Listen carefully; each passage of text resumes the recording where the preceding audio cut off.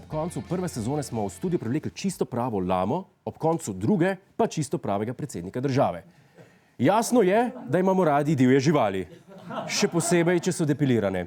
Zato smo se za finale tretje oddaje odločili, da poiščemo mariborsko želvo in jo pripeljemo v oddajo. Včeraj sem šel v Maribor, da bi zverino ujel, a kot vidite, se ni dobro končalo.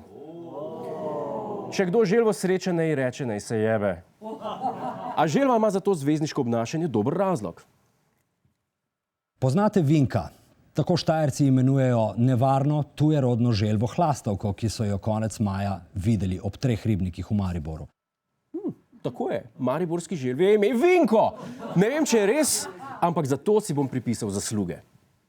A ni mal Vinko podoben tej mariborski želvi? Vinko, ne bi tezen na Mariborčane, to si moraš šteti v čast. Vsi pomembni ljudje so za navdih za mnoge domače živali. Ogromno kužkov je poimenovanih po velikemu Juliju Cezarju, naprimer, se ga predstavljam, ko so ga štihali. Stari, tvoja zapuščina bojo beli cucki in solata s piščancem, ne sekiri se. Pač mal skrval. Ali pa kaj Denis Sarkić, PR od stranke SD, dal svojim psu ime Janša. A si kaj videl, da se kakšen pes imenuje Cerar? Ne, ker ni tak car, Vinko.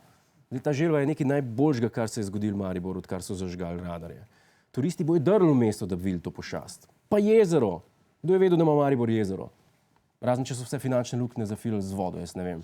Jaz samo upam, da Vinko ne plava v Dravi. Ker pa vemo, kaj nas čaka. En te s sablo, drug te z nunčaki, Vinko pa grizu. To je enkrat ena. Hvala za ogled, ne pozabi pa tudi na Ta teden z Juretom Godlerjem ob četrtkih ob 22:40 na Planetu.